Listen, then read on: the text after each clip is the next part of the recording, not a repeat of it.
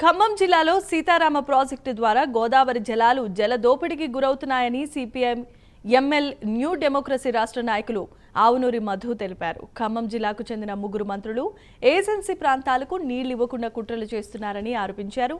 గత బీఆర్ఎస్ ప్రభుత్వం రూపొందించిన ప్రణాళిక ప్రకారం రోళ్లపాడులో రిజర్వాయర్ నిర్మించాలని డిమాండ్ చేశారు. ఇక ఏజెన్సీ ప్రాంతాలకు పోడు భూములకు గోదావరి జలాలు అందించాలని డిమాండ్ చేస్తూ రిజర్వాయర్ నిర్మించే వరకు దశల వారీగా ఉద్యమాన్ని చేపడతామని మధు స్పష్టం చేశారు. రోళ్లపాడు చెరువులోకి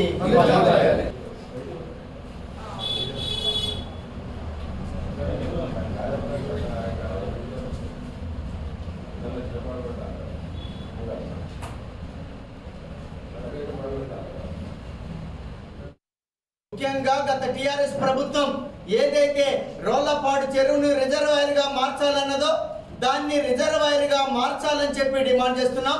బయ్యారం చెరువును మినీ రిజర్వాయర్ గా మార్చాలని కోరుతున్నాం. ఏజెన్సీ ఆదివాసీ ప్రాంతాల భూములు ఏవైతున్నాయో ఆ భూములు వెనకబడి ఉన్నాయి. వాటికి సీతారాం ప్రాజెక్టులను నీళ్ళని ఇవ్వాలని చెప్పి డిమాండ్ చేస్తున్నాం. దీనికి కావాల్సినటువంటి నిధుల్ని ఈసారి బడ్జెట్ లో కేటాయించాలని చెప్పి డిమాండ్ చేస్తున్నాం. ఈ చర్యల్ని ప్రభుత్వం గతంలో మేము చేపట్టాం, ఆందోళన కార్యక్రమాలు నిర్వహించాం. ఈ కార్యక్రమాలు నిర్వహించిన తర్వాత సిపిఎం న్యూ డెమోక్రసీ మీద గత టీఆర్ఎస్ ప్రభుత్వం, ప్రస్తుత కాంగ్రెస్ ప్రభుత్వం కూడా రాక్షస నిర్బంధాన్ని ప్రయోగించింది.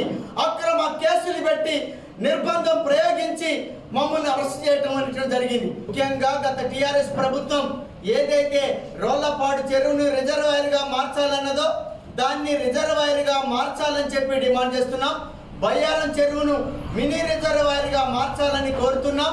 ఏజెన్సీ ఆదివాసీ ప్రాంతాల భూములు ఏవైతున్నాయో ఆ భూములు వెనకబడి ఉన్నాయి. వాటికి సీతారాం ప్రాజెక్టులను నీళ్ళని ఇవ్వాలని చెప్పి డిమాండ్ చేస్తున్నాం. దీనికి కావాల్సినటువంటి